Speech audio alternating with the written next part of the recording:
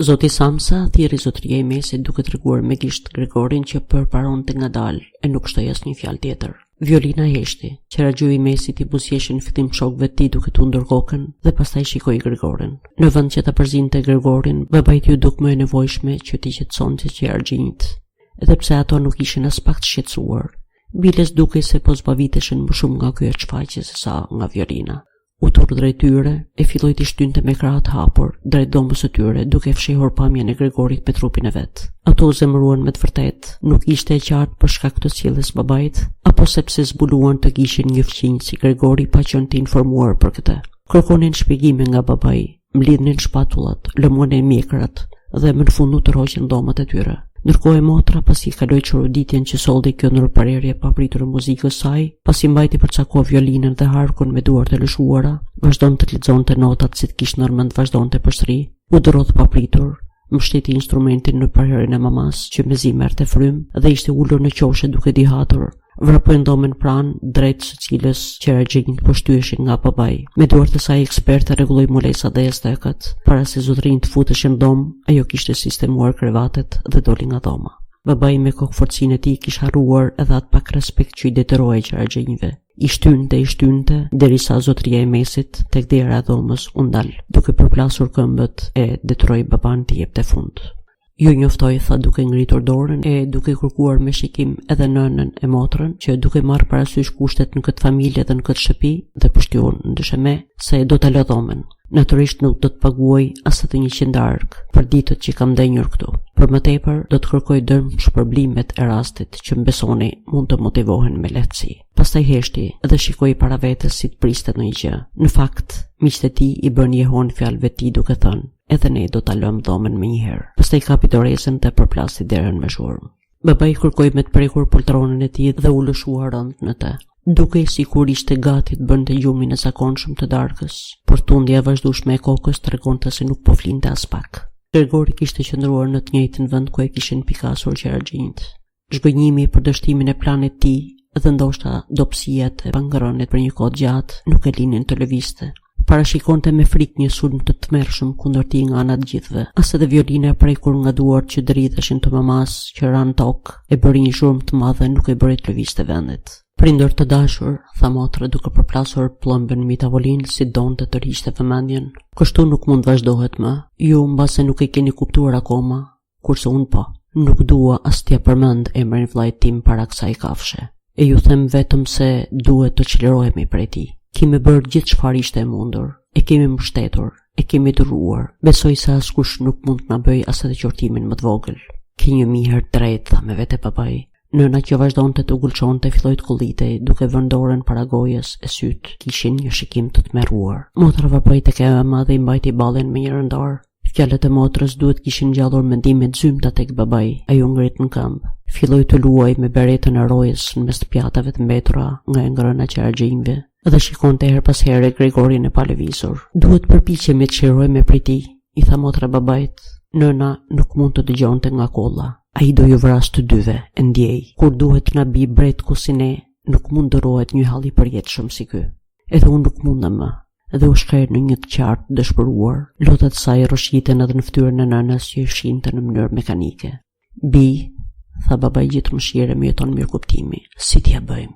Motra mblodhi shpatullat duke shprehur tronditjen që e kishte pushtuar në kundërshtim me vendosmërinë e mëparshme. "Sikur të na kuptonte", tha babai me jeton pyetës. Motra duke vazhduar të qante tundi dorën fort, si donte të thonte se ishte një hipotezë e pamundur. "Sikur të mund të na kuptonte", përsëriti babai, e duke mbyllur syt pranoi mendimin e motrës për pamundsinë e këtij mendimi. "Ndoshta do të mund të merreshim vesh me të. Po kështu duhet largohet", kliti e motra. "Është vetëm mënyrë baba. Duhet vetëm të çlirohesh nga mendimi se është Gregori. Fatkeqësia jonë është se e kemi besuar për shumë kohë." "Po si mund të jetë Gregori? Po t'ishte Gregori do të kishte kuptuar se bashkëtesa e njerëzve me një bish të tillë është e pamundur. Edhe do të kishte ikur vetë me vullnetin e tij. Ne nuk do të kishim më një vëlla, por do të kishim vazhduar të jetonim duke ruajtur një kujtim të mirë për të. Po kështu, kjo bish na persekuton. I përcjell qeraxhinjt, don ta pushtojë gjithë apartamentin e të na bëjë të flem rrugëve."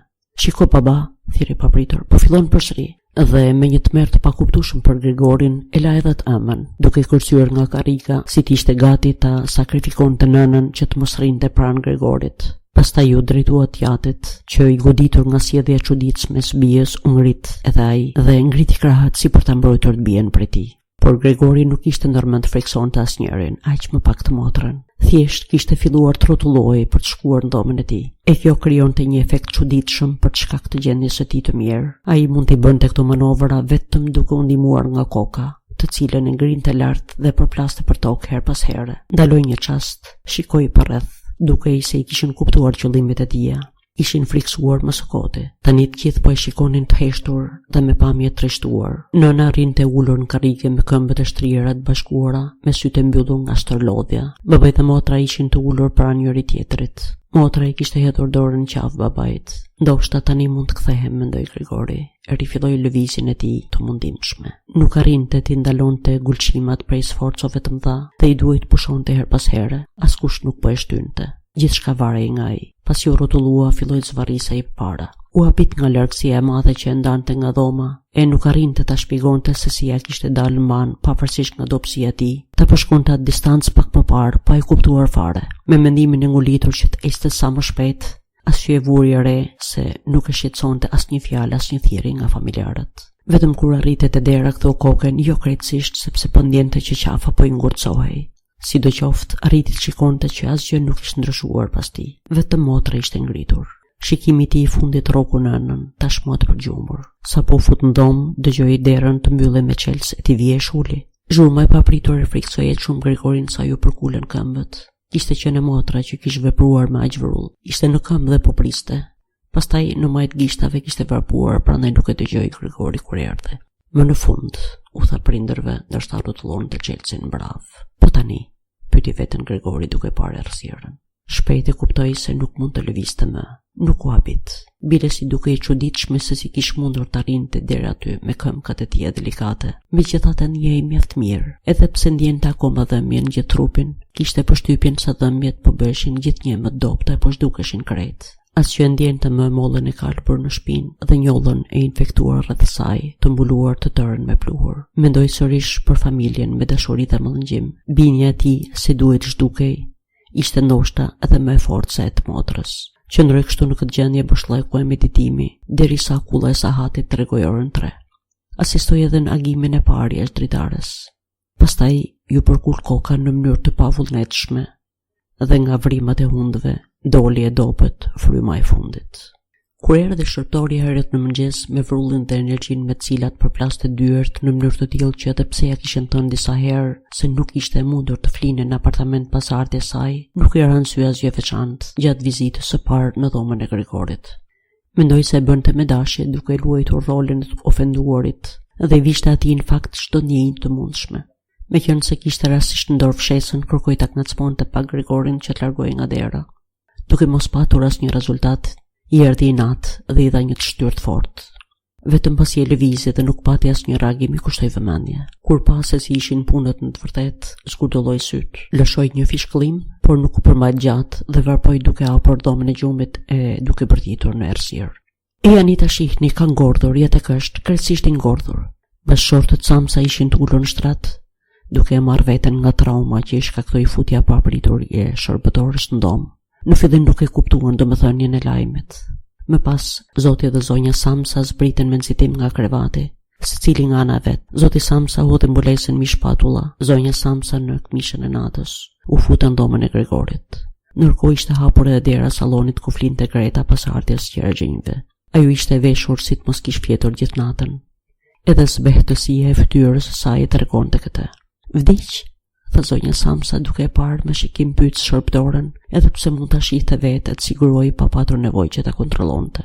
Që ç'ke me të, tha shërbëtoria dhe për ta treguar shtyu me fshesku fomën e Gregorit.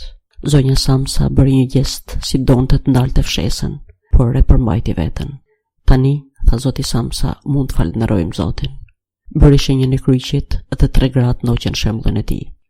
Greta që nuk e ishte syt nga kufoma tha: "Shikoni sa i dobët ishte. Nuk hante më prej sa kohësh. Ushqimet dilnin nga dhoma e tij ashtu si hynin." Në fakt, trupi i Gregorit ishte krejtësisht i tharë. Mund vije re vetëm tani, që këmbkat nuk e mbanin më të ngritur nga toka dhe asgjë nuk të shqetësonte për ta parë. Greta ja pak tek ne, tha zonja Samsa me një buzëqeshje të mekur, dhe Greta i ndoqi pas prindrit në dhomën e tyre të gjumit, pa i hetur një vështrim të fundit kufomës. Shërbëtorja mbylli derën dhe hapi krejt dritaren. Megjithëse ishte mëngjes herët, një farë ngrohtësie përzihej me ajrin e freskët. Ishin ditët e fundit të marsit. 3 qeragjinj dolën nga dhomat e tyre dhe kërkuan të habitur mëngjesin.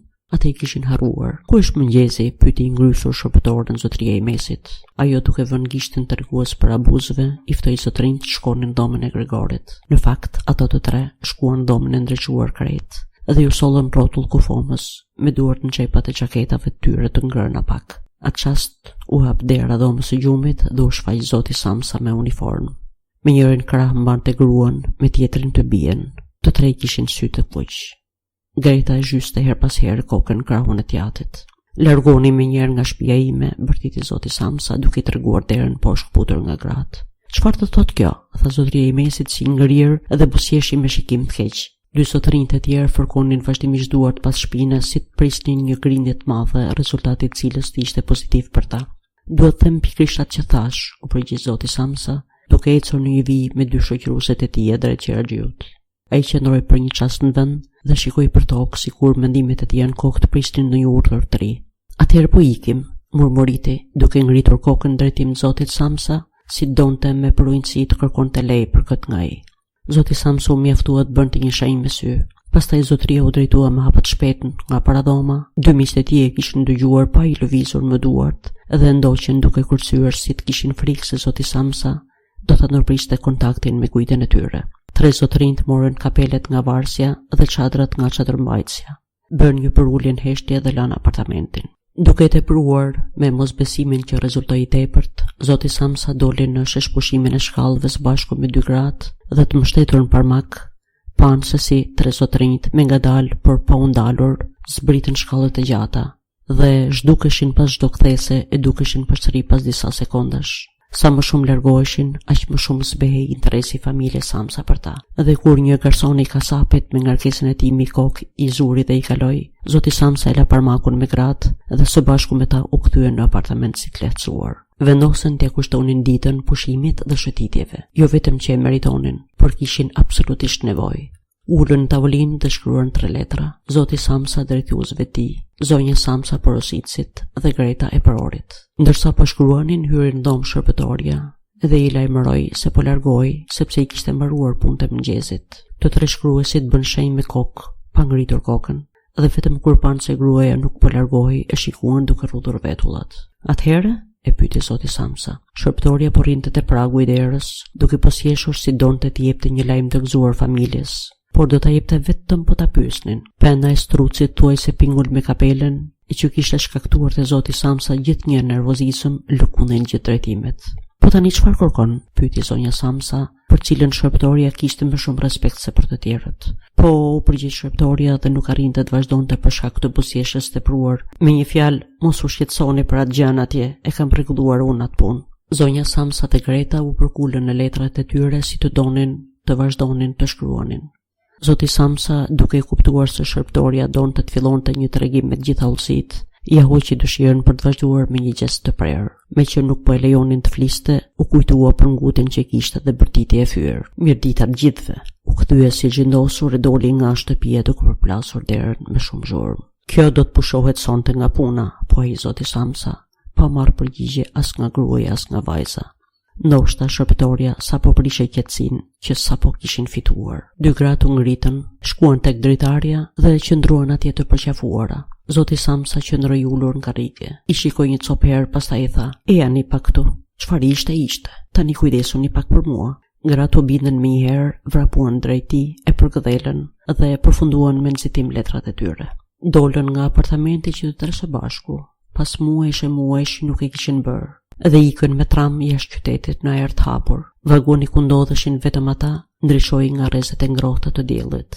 Ty ulur rahat në poltronat e tyre, biseduan për perspektivat e së ardhmes dhe rezultonte se po ta shihnin mirë nuk ishte aq e zymt, sepse që të 3 punët, gjë që nuk e kishin biseduar më parë njëri tjetrin, ishin fitimprurëse dhe ofronin mundësi përmirësimi. Përfitimi më i madh dhe i menjëhershëm do të vinte nga ndërrimi i shtëpisë. Do të merrnin një apartament më të vogël e me çmim më të mirë, por në një vend më të mirë e më të përshtatshëm se ky që kishte zgjedhur vet Gregori. Ndërsa bisedonin, zoti dhe zonja Samsa vunë në re thujse njëkohësisht duke parë të bien që bëhej çdo ditë më e gjallë, që në kohët e fundit, me gjithë hallet që kishin zbehur faqet e saj, ajo po shpërthente, duke u ndërruar në një vajzë të bukur e plot shëndet. Pa folur e duke u marrë vesh në heshtje, menduan se kishte ardhur koha t'i gjenin një burr të mirë. Dhe si të pohonte qëllimet e tyre të eja, kur mbaroi udhimi, ajo ngrit e para, duke shtriqur trupin e saj të ri.